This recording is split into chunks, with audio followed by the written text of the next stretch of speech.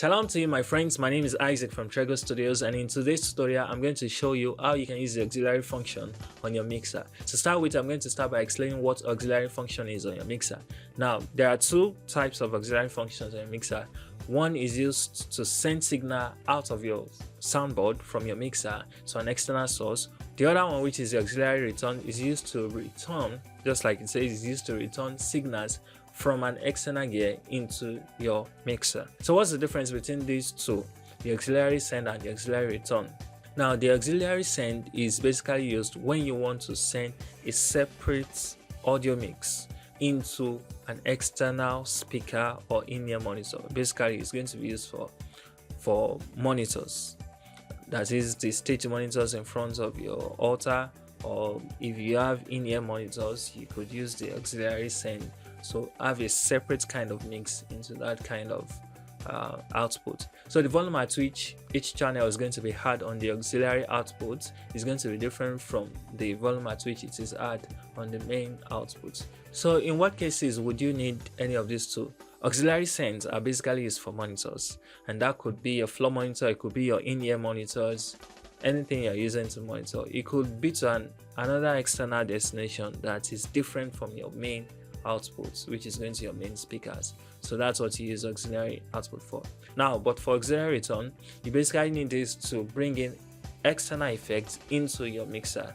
Most times you would need some effects that your mixer cannot produce or cannot provide, especially from an analog mixer. So you might have an outboard gear, which is a separate dedicated gear for a particular effect. It could be for compression, it could be for reverb, or any other effect you want.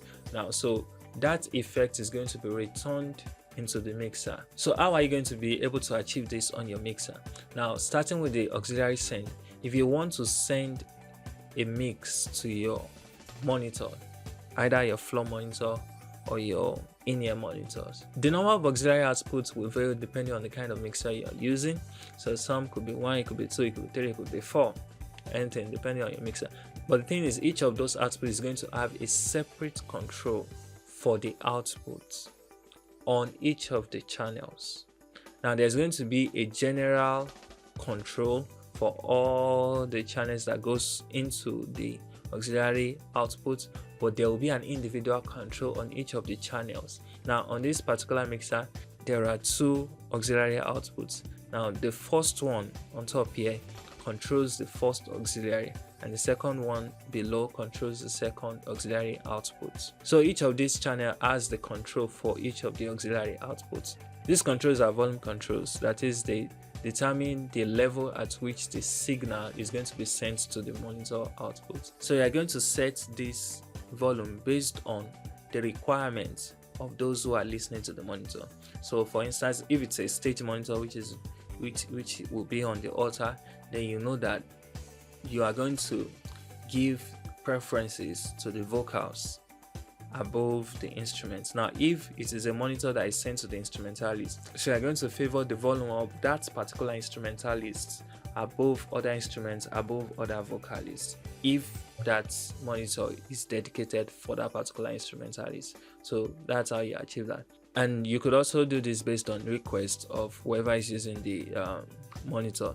So if it's a general monitor, then you have to find balance. You can't satisfy everybody. Each instrumentalist will want you to, increase their own level of instrument. So if it's a loud instrument, they don't need to be turned up too loud, especially if they are sharing the monitor with other instrumentalists. But on the stage, if the lead vocal requests that you increase a particular instrument, then you can increase that for that particular monitor. So the beauty of auxiliary sends is just that you can have separate mixes for separate purposes. There's a separate mix for the general house, which is what your fader controls. Now there's also a separate mix for each of those auxiliary outputs. You might have one going to the stage, you might have another going to the instrumentalist, and like that. So you can control the volume that each of them listens to each of those channels on their monitor. So it's very beautiful. If you want to bring effects into the mixer, there is going to be a port for bringing effects, which is going to be the AUX return. So you're going to connect your cable from the outboard gear into the computer through that effect and that's auxiliary return. Now onto mixers, you can have a separate control channel for your effect returns, but on this particular mixer, the second auxiliary output is used for the effect return. Now if you are using it as an effect return, the knob is going to control the rate at which the effect is applied on that particular channel, on each of the channels. So when you turn up the volume control high, that makes the effect more evident in that particular signal, in that particular channel. So but when you reduce it, then it reduces the effects that you're bringing into the mixer on that particular channel. All right, thank you for sticking till the end of this video. If you learned one thing or the other in this video, I'd like you to click the like button below this video and share it with your friends who might need the information in this video. On this channel, we train media volunteers in churches to become well, effective, and more productive in their service to God and the media. So if this sounds like you, I would like you to subscribe to this channel and click the notification bell so that you can be notified the next time we post a video on this channel. Till I come your way next time, I want you to remain faithful in the Lord's service. God bless you. Bye.